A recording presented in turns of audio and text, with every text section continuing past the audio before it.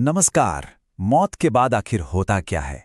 ये एक ऐसा सवाल है ना, जो हजारों सालों से इंसान के मन में उठता रहा है। क्या सब कुछ बस खत्म हो जाता है, या फिर ये किसी बिल्कुल नए सफर की शुरुआत है? तो आज हम इसी गहरे सवाल की तह तक जाएंगे और इसका जवाब हम ढूंढेंगे हमारे प्राचीन वैदिक ग्रंथों में, खास तौर पर गरुड़ पुराण और भगवद गीता में। तो चलिए तैयार हो जाइए आत्मा के इस रहस्यमयी सफर को समझने के लिए।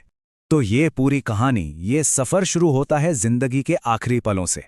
हमारे ग्रंथ बताते हैं कि मौत का वो पल हर किसी के लिए एक जैसा नहीं होता।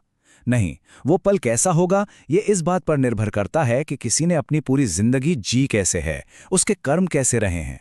गरुड़ पुराण में इसका जिक्र मिलता है। सोचिए, एक इंसान जिसने हमेशा अच्छे काम किए हैं, वो अपने आखिरी पलों में बिल्कुल शांत मन से शरीर छोड़ता है। उसे अपने अच्छे कर्म याद आते हैं। लेकिन दूसरी तरफ एक पापी इंसान, उसे याद आते हैं अपने बुरे काम, और वो आखिरी पल डर और घबराहट से भर जाते हैं। मतलब पूरी जिंदगी का हिसाब किताब वो आखिरी पल में आंखों के सामने आ जाता है। और भगवद गीता में तो इसे क्या खूबसूरती से समझाया गया है। वहां कहा गया है कि जैसे कोई पुराने कपड़े उतारकर नए पहन लेता है, ठीक वैसे ही आत्मा पुराने शरीर को छोड़कर नए शरीर में चली जाती है। मतलब शरीर तो खत्म हो जाता है, पर आत्मा कभी नहीं मरती। मौत तो बस एक पड़ाव है, एक बदलाव है। तो सवाल यह है कि शरीर छूटने के फौरन बाद होता क्या है? वो आत्मा जाती कहाँ है? चलिए अब इस यात्रा के अगले पड़ाव को देखते हैं कि हमारे ग्रंथ इस बारे में क्या कहते हैं। गरुड़ पुराण हमें बताता है कि मौत के बाद यमराज के दूत, जिन्हें हम यमदूत कहते हैं, वो आत्मा को लेने आते हैं। पर यहाँ एक बात है, वो हर आत्मा के साथ एक जैसा बर्ताव नहीं करते। अगर आत्मा पुण्यवान है तो उसे बड़े सम्मान के साथ यमलोक ले जाया जाता है, और अगर पापी है तो उसे बड़ी कठोरता से घसीटते हुए ले जाया जाता है। कर्मों को फल मिलना, समझिए, वहीं से शुरू हो जाता है। और ये जो यमलोक तक का सफर है ना, ये कोई आसान सफर नहीं है। शास्त्रों में बताया गया है कि ये रास्ते बहुत कठिन और अंधेरे से भरे होते हैं। और पता है, इस पूरे सफर में करीब करीब 47 दिन लग जाते हैं। तो 47 दिनों के इस मुश्किल सफर के बाद आत्मा पहुंचती है उस जगह जहां सब तय होना है, यमराज की सभा में। यहां उसके हर एक कर्म का हिसाब होता है। इस सभा में देवता चित्रगुप्त सामने आते हैं। उनके पास एक पूरा बही खाता होता है, आत्मा की पूरी जिंदगी का लेखा जोखा। हर एक अच्छा काम, हर एक बुरा काम, सब कुछ उसमें लिखा होता है। कुछ भी जरा सा भी छिपा नहीं रहता। समझिए, ये परम न्याय का पल होता है। और फिर इसी बही खाते के आधार पर कर्मों के इसी बैलेंस को देखकर फैसला होता है। फैसला इस बात का कि अब आत्मा का क्या होगा, उसे इनाम मिलेगा या सजा।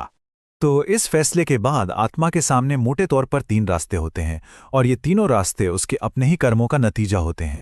पहला रास्ता है स्वर्ग का। जिन आत्माओं ने जिंदगी में अच्छे काम किए, पुण्य कमाया, उन्हें इनाम के तौर पर स्वर्ग भेजा जाता है। ये एक ऐसी जगह है जहां सिर्फ सुख, शांति और आनंद है। यहां आत्मा अपने अच्छे कर्मों का फल पाती है। दूसरा रास्ता है नरक का। जाहिर है, ये उन आत्माओं के लिए है जिन्होंने पाप किए हैं। पर एक बात समझना यहां बहुत जरूरी है। वैदिक ग्रंथों के हिसाब से नरक कोई हमेशा की सजा नहीं है। ये एक ऐसी जगह है जहां आत्मा अपने बुरे कर्मों का फल भुगतती है, प्रायश्चित करती है और शुद्ध होती है। और फिर आता है तीसरा और सबसे आम रास्ता, वो है पुनर्जन्म का। मतलब स्वर्ग या नरक में अपने कर्मों का फल भोगने के बाद आत्मा फिर से धरती पर लौटती है, एक नए शरीर में। और हाँ, अगला जन्म कैसा होगा, ये सब भी पिछले जन्म के बचे खुचे कर्मों पर ही तय होता है। लेकिन सवाल ये उठता है कि क्या ये सिलसिला, ये स्वर्ग, नरक और फिर जन्म लेने का चक्कर, क्या ये हमेशा चलता ही रहता है? हमारे शास्त्र कहते हैं नहीं, इस चक्र से बाहर निकलने का भी एक रास्ता है, और वही इस पूरी यात्रा का असली सबसे बड़ा मकसद है। और उसे कहते हैं मोक्ष। मोक्ष का सीधा सा मतलब है इस जन्म मृत्यु के चक्कर से हमेशा हमेशा के लिए आजाद हो जाना। ये वो स्टेज है जब आत्मा इतनी शुद्ध हो जाती है कि वो परम चेतना में ही मिल जाती है। फिर उसे वापस किसी शरीर में आने की जरूरत नहीं पड़ती। यही है असली आजादी। तो इस पूरी बात को अगर हम समझें तो वैदिक नजरिया ये कहता है कि मौत अंत नहीं है, बिल्कुल नहीं। ये तो बस एक कॉमा है, फुल स्टॉप नहीं। एक बहुत बड़े, कभी ना खत्म होने वाले सफर का अगला चैप्टर। और इस सफर का रूट मैप वो हमारे कर्म ही तय करते हैं। और आखिर में ये सवाल सिर्फ सुनने के लिए नहीं है, बल्कि सोचने के लिए है कि अगर ये सब सच है, तो आज हम जो कर रहे हैं, हमारे ये कर्म, वो हमें इस यात्रा में आखिर कहाँ ले जाएंगे। ये एक बहुत गहरी और सोचने वाली बात है ना?